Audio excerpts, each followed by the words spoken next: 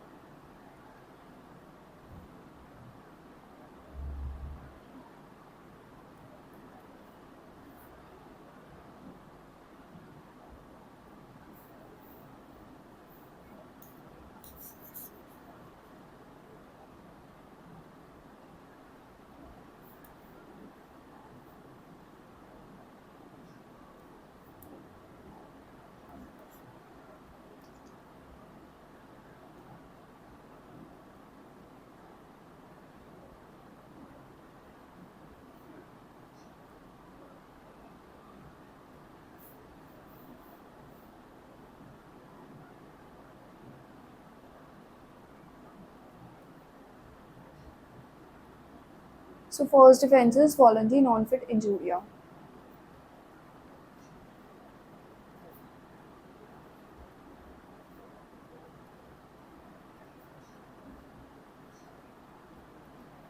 So this is a Latin maxim which literally means that to a consenting person no injury arises. As you can see, the name itself is suggesting voluntary means voluntarily and non means not, injuria means injury. So अगर कोई person खुद से consent करता है किसी भी act को लेकर तो उस केस में लाइबिलिटी नहीं अराइज होती है, सामने वाले पर्सन की, डिफेंडेंट की लाइबिलिटी नहीं अराइज होती है.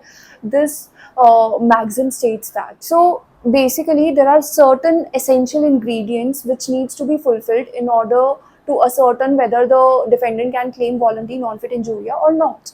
The first ingredient is there should be a free consent. There should be a free consent.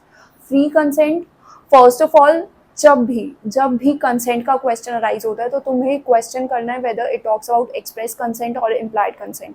When we talk about voluntary non fit injuria we are talking about both the kinds of consent. Express consent जो express word से दिया जाता है, for instance if a person is consenting to a surgical operation, ठीक है, तो वो उसमें एक्सप्रेसली अपना वेवर फॉर्म साइन करता है, ठीक है, एंड उसके थ्रू वो कंसेंट प्रोवाइड कर रहा है. सो this is a example of express consent, and the other is implied consent. Implied consent is given by conduct of the person. For instance, if a spectator goes to watch a cricket match, ठीक है, तो वहाँ पर कोई भी अगर injury arise होगी during that match which is accidental in nature, तो उसके लिए बेसिकली कंसेंट प्रोवाइड किया है स्पेक्टेटर ने. So these are the two forms of consent.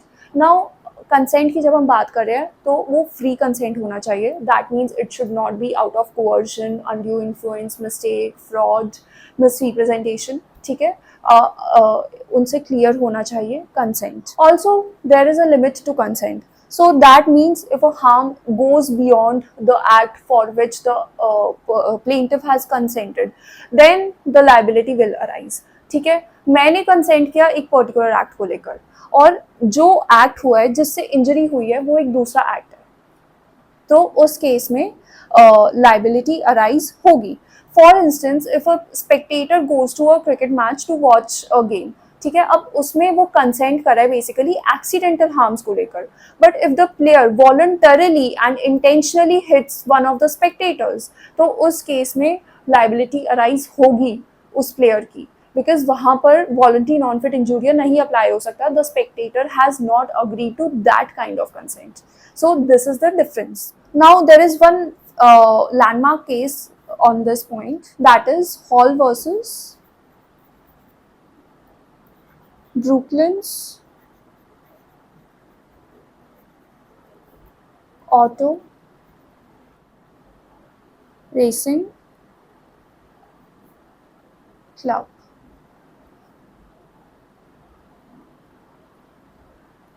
This was decided in the year 1931 and please हम जो भी केस लॉज नोट करेंगे उसके तुम लोग ईयर भी ध्यान रखते हुए चलना.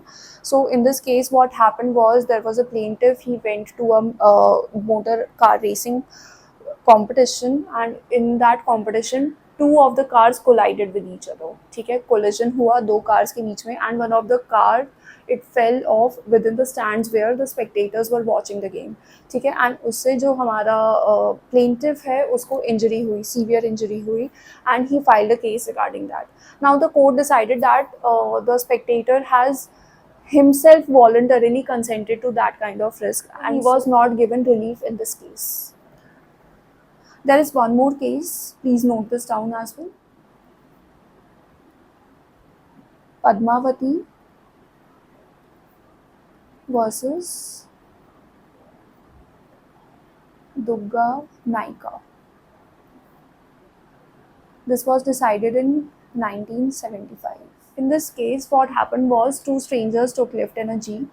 बट क्या हुआ ना, वहाँ पर जो जीप का आगे का राइट व्हील था उसके बोल्ट्स जो हैं वो अलग हो गए and accordingly the jeep topple down and the passengers of that jeep, they suffered severe injuries. So these strangers, they filed a suit against the driver of negligence, but the court didn't decide in favor of the strangers and basically two reasons were assigned to this. First of all, it was a case of sheer accident and second, the strangers voluntarily undertook risk. That's why the relief was not granted to them. Now there are certain essential conditions which need to be fulfilled for the voluntary non-fit injuria to be taken as a defense by the defendant. First of all, we have discussed this free consent. Now there is one more case in this, that is R versus Williams.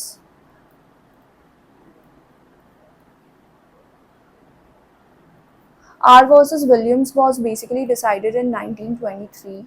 In this case, the accused, he was a music teacher. ठीक है, and उसने अपनी एक student को बोला that I will perform a surgery on you and उस surgery से तुम्हारी जो वॉइस है वो इम्प्रूव हो जाएगी. And because the prosecutrix was a minor, she consented to that. And accordingly, accused, instead of performing the surgery, he committed rape on her. So the court held defendant guilty in this case. And the voluntary non-fit injuria was not granted to the defendant because the prosecutor has not given the free consent in this case. Our second ingredient is knowledge. Second is knowledge. You need to remember this thing, that when we say that a person knows about a risk and when we say that a person has consented to a risk, these two things are different. So basically अगर तुम्हें knowledge है कि ये particular risk involve है एक act में, इसका मतलब ये नहीं है कि तुम कंसेंट दे रहे हो उस एक्ट को लेकर. You need to give a free and valid consent, an express और implied consent to that risk. So basically, mere knowledge of the risk is not enough and you cannot impute consent in case you have knowledge about a particular risk. This is also popularly known as scienti non-fit injuria.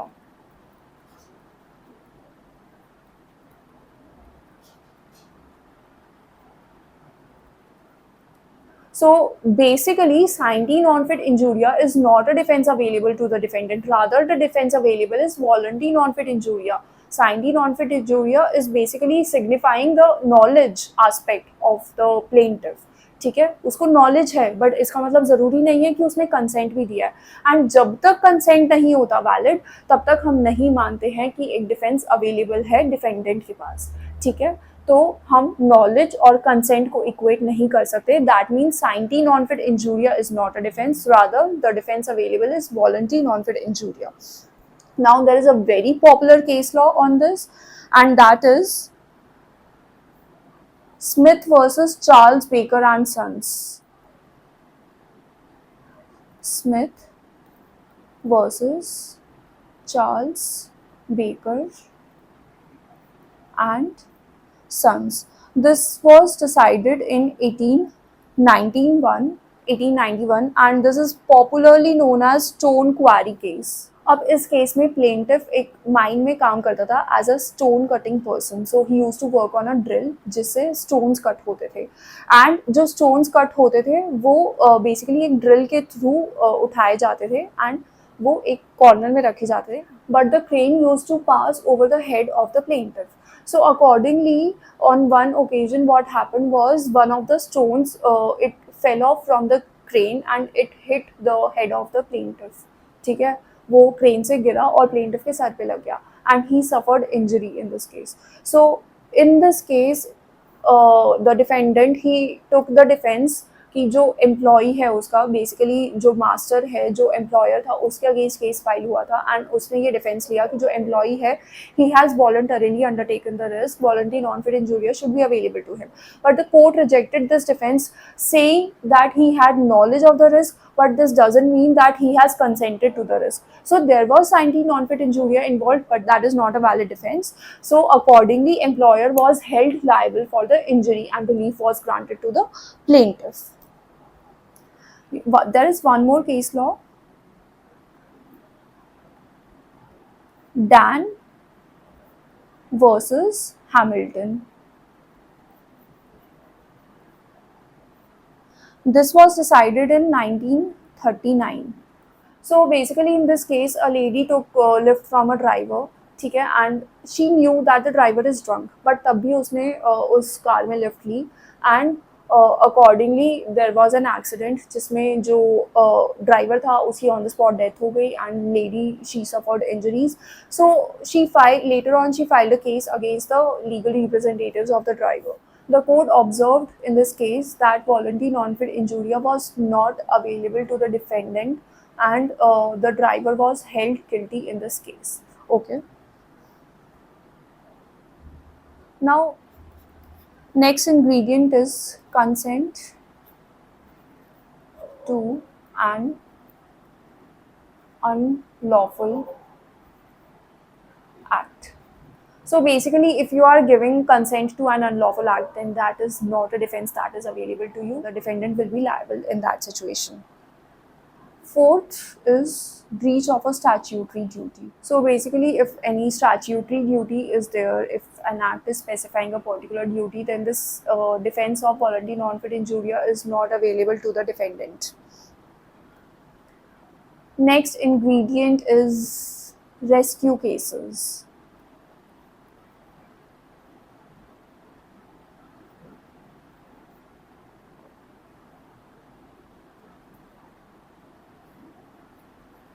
If there is a person, he is seeing that a certain risk is involved and he is voluntarily jumping into that risk to save a person, to save a life, to save a property of a person, then in that situation the defense of voluntary non-fit injuria is not available to the defendant. ठीक है, because the law also recognizes कि ये noble cause है and the person has jumped into that risk just to save a life or property of the other person. ठीक है, a very popular case in this is Haynes versus Harwood.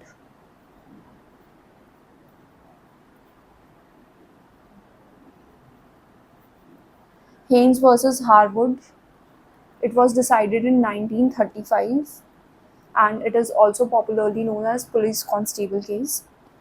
So in this case what happened was the plaintiff, he is a police officer, ठीक है, and the defendants what they did was they left two horses unattended on a street. ठीक है, दो horses थे, उनका carriage था basically, उसको unattended छोड़ दिया street पर, and वो लोग चले गए अपना काम करने, and somehow the horses went out of control and they started running downwards, and the police constable saw that downwards there is a park in which there were a lot of children and women.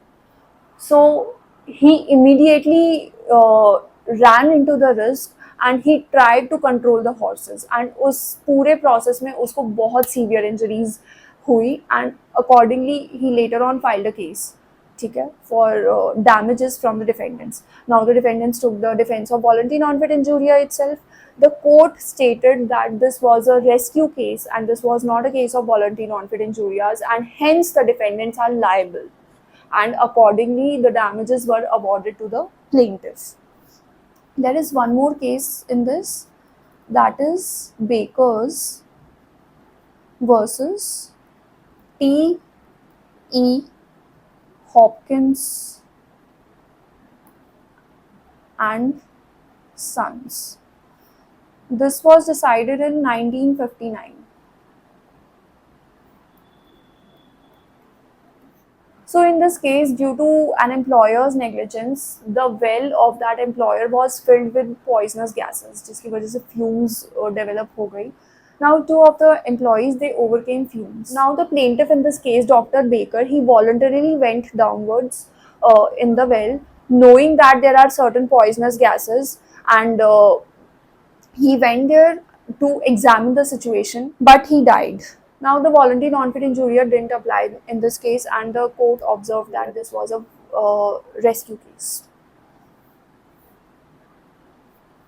The next exception that is available is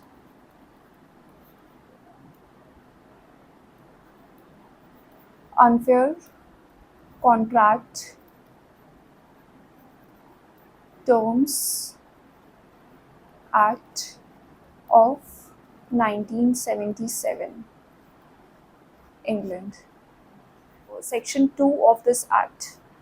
One second.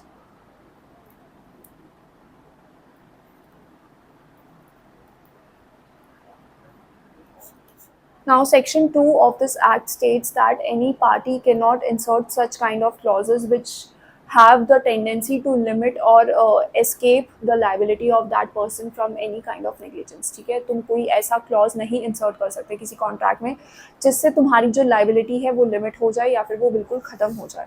ठीक है, so these kind of clauses, also popularly known as exclusion clause, they are prevented by the virtue of this Act. Now this was the defense of voluntary non-fit injuria. Now coming to other defense. Second defense is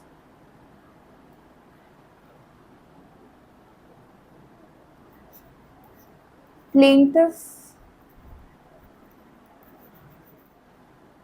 the wrongdoer.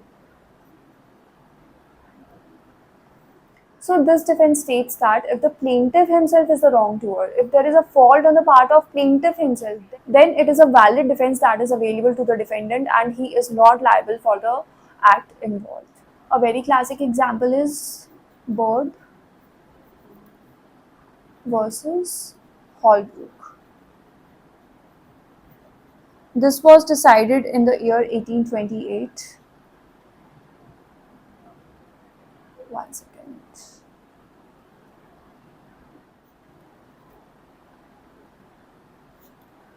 Yes, so this was decided in the year 1828. It is also popularly known as Springun case. In this case, there was a trespasser on the defendant's land. ठीक है, एक trespasser था defendant की land पर, but he didn't know that there are certain spring guns that are installed on the land. So as and when he trespassed the land, the spring guns started shooting, and accordingly, one of the bullets it hit the defendant. Now the court stated that the trespasser is entitled to obtain the damages from the defendant, because though the defendant had the right to protect his land by installing spring guns, but उसने वहाँ पर कोई warning sign नहीं लगाया था. सो तुम कभी भी अगर कोई भी ऐसा केस देखोगे जहाँ पर लैंड पर कोई माइंस बिछाई गई है या फिर स्प्रिंग गन्स बिछाई गई है या फिर ग्लास के पीसेस बिछाए गए हैं just to protect the land from trespassers, then there should be an adequate notice regarding that. If that notice is not there, then this defense is not available. And though there is a mistake on the part of plaintiff, but the act done by the defendant, that is installation of spring guns without giving any kind of notice, is actually an excessive use of uh, private defense. So in this case, the defendant was held liable. The next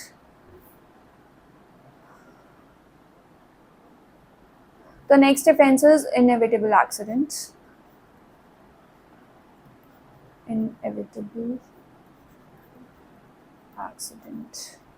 So the defense of inevitable accident is available to the defendant when there is an unexpected injury which could not be avoided in spite of reasonable care on the part of the defendant. Defendant ने कितना भी reasonable care रखा हो उस property को protect करने में या उस इंजरी को ना होने में या उस पर्टिकुलर एक्ट के ना होने में, बट तब भी अगर वो एक्ट होता है and there is unexpected injury that is incurred by the plaintiff, in that situation this inevitable accident is available as a defense to the defendant, because defendant ultimately he has taken all the reasonable care that needed to be taken. Now one case in this defense is Brown versus Kendall. This was decided in 1850. Now in this case the dogs of both the plaintiff and defendant, they were fighting with each other. ठीक है, and जो defendant है वो basically एक stick use करके उन dogs को अलग करना चाह रहा था, but he could not do that, and उसकी जगह क्या हुआ, वो स्टिक गलती से जो प्लेंटिफ है उसकी आइज में लग गई. अब प्लेंटिफ की आइज में लग गई वो स्टिक तो उसको इंजरी हुई of course. Now the plaintiff filed a suit and the court held that the defendant was not liable in this case because this was a sheer case of inevitable accident. Next case is Stanley versus Powell.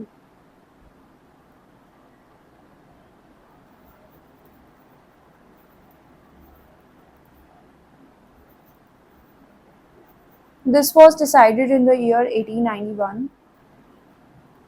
In this case, A fires at a bird and जो shot था वो actually bird को नहीं लगा, वो tree को लगा, and the shot rebounded and it hit B.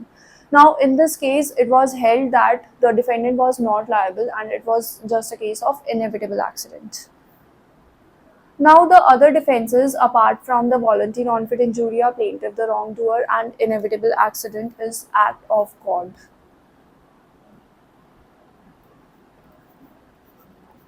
You might have heard this term act of God at various places. It is also popularly known as vis major in Latin and force majeure in French. Now in this defense, due to circumstances that are beyond one's control, there is an extraordinary circumstance due to which the plaintiff incurs injury. ठीक है, अभी तुम inevitable accident and act of God को देखोगे, they both seems similar, but inevitable accident की हम बात करें तो यहाँ पर एक्सेप्शनल सर्कमस्टांसेस नहीं है.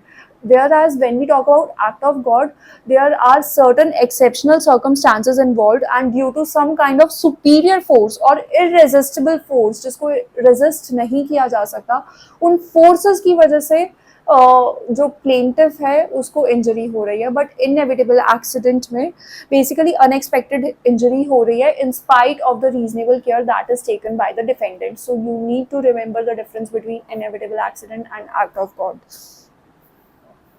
Now, two major ingredients that are required for act of God to be taken as a defense are, first of all, there should be working of natural forces. That means किसी third party के act की वजह से वो act commit नहीं होना चाहिए.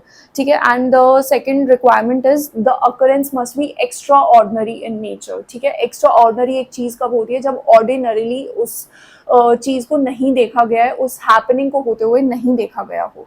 Now one of the landmark case on this is Nichols versus Marsland.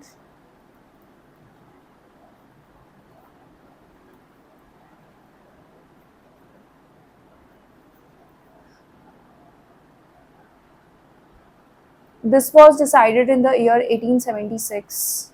Now, in this case, artificial lakes were developed on the defendant's land, and one day, due to extraordinary rainfall, all the water from the artificial lakes it overflew from the lakes, and उनसे क्या हुआ जो plaintiff है उसके bridges destroy हो गए.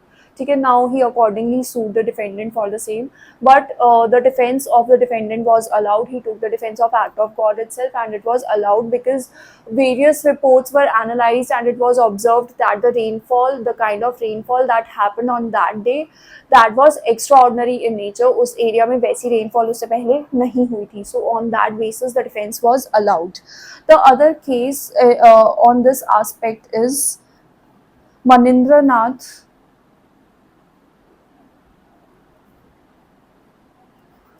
Manindra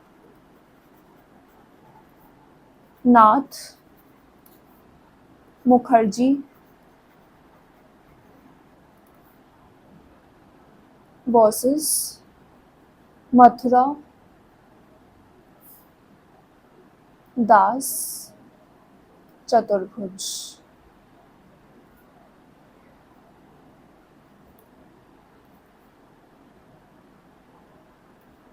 This was decided in 1946 by the Calcutta High Court. In this case, there was a huge hoarding that was placed up at a crossing. ठीक है, एक क्रॉसिंग उस पर एक बड़ा सा होर्डिंग लगाया गया, but it was not placed firmly. Now on one fine day there was severe storm, and उस स्टॉर्म की वजह से क्या हुआ, जो होर्डिंग है वो गिरकर प्लेंटिफ के सर पे लग गया, and he sustained severe injuries. So he accordingly filed a suit against the defendant, and the defendant took the defense of act of God itself, but the court did not allow this defense. क्योंकि initially there should be reasonable care on the part of defendant himself, but the defendant in this case he did not take reasonable care. उसको वो hoarding firmly लगाना चाहिए था, proper bolting वगैरह सब होनी चाहिए थी, but it was observed that this was not done by the defendant, and due to this the defense was not allowed. Now the other landmark case on this is Raylands versus Fletcher, which we are of course going to discuss later on in detail. And this is a case on act of God itself. In fact, strict liability का पूरा jurisprudence हमारा इस case से develop हुआ था, and also this is one of the most landmark cases of your torts as well. So you need to remember this case always, but we are going to refer this case later on while we are going to discuss strict liability. So next defense is private defense.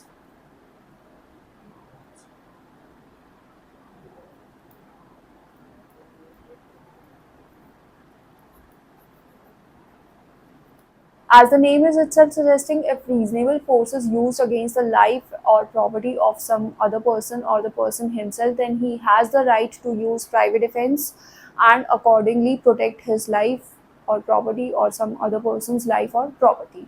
Now the classic case on this is Bird versus Holbrook. हमने वो अभी discuss किया था थोड़ी देर पहले, and the defense was not allowed in that situation. The defense of plaintiff, the wrongdoer, it was not allowed in this situation because जब उसने spring guns install करे अपने लैंड पर, तब उसे उसके साथ एक वार्निंग लिखनी चाहिए थी, एक नोटिस होना चाहिए था for trespassers that there are spring guns installed, so the trespassers are not allowed. Because that notice was not there, so the use of force was excessive on the part of defendant. Similarly, there is one more case of Cherubin Gregory versus State of Bihar. This was decided in 1964. Now in this case, the defendant, he had a toilet. So उस area में और किसी घर में toilet नहीं था, so there were a lot of persons that used to come to his land to use that toilet facility, and the defendant didn't like this thing. So he installed certain electric wires, ठीक है, and from which there was electric current running at the time. So when the deceased came to the land to use the toilet, although he used the toilet initially, but when he was going out, his leg struck to the electric wire, and he was electrocuted and he died on the spot. So the court held the defendant liable because, first of all, the use of force was excessive in this case, and plus the reasonable notice was not given to the trespassers or the passers by, because वहाँ पर कोई board नहीं था electric wire का या running current का, किसी भी चीज़ का नहीं था. ठीक है. So next defense is, so the next defense is mistake. Just remember that in normal tortious liabilities, the defense of mistake is not available to any of the parties. ठीक है. Mistake पर defense नहीं ले सकते हो. As you might know, mistake can be of fact as well as of law.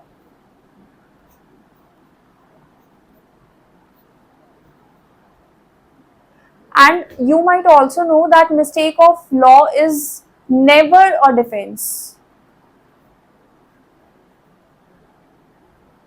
But mistake of fact can be a defense in certain situations.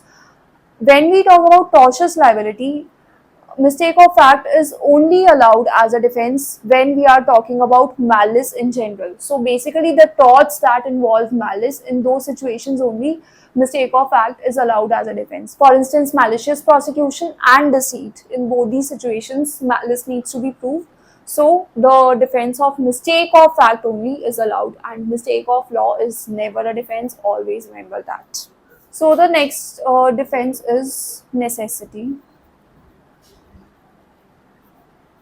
which is based on the Latin phrase jus necessitatis.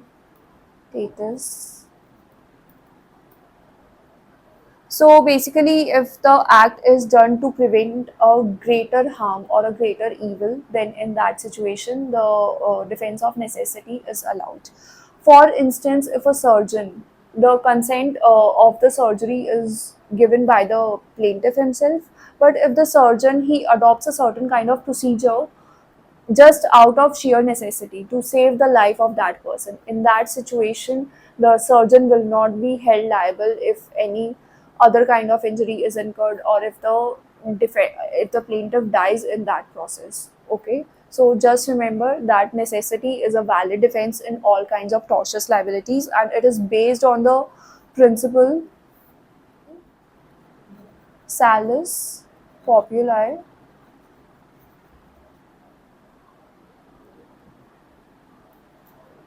suprema lex.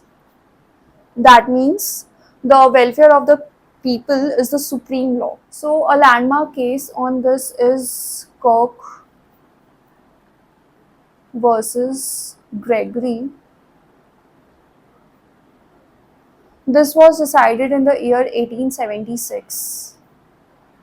Now in this case, there is one ex who died, and his sister-in-law, she removed all the jewelry from the body of ex and took it to her room, and वहाँ पर उसने एक safe custody में रख दिया उस jewelry को, but it was later on stolen by someone. The court held in this case that the principle of necessity is not available as a defense to the woman in this case, to the sister-in-law in this case, because she didn't produce any kind of proof that she has done the act out of sheer necessity.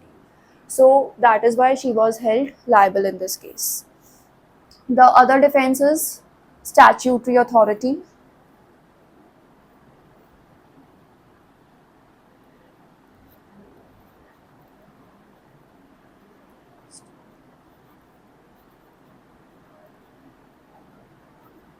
If the legislature has mandated a certain act, then in that situation the defense of statutory authority is available, and उस case में जो defendant है वो liable नहीं होता है. You also need to remember that if the authority is absolute, if the authority of the legislature, if the authority of the act, if the authority of the deciding authority is absolute, then in that situation the defense of statutory authority is always available. But if the authority of the act of the legislature or of the deciding authority, the executive, is conditional in nature, then in that situation there are instances when the court has waived off this defense of statutory authority. And one example of this case is Metropolitan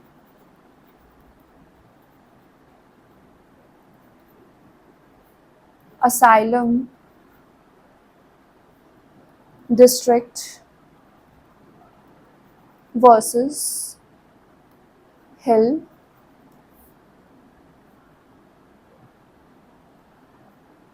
This was decided in the year 1881. In this case, a small hospital was erected in a residential area due to which the residents of that place were exposed to an infection.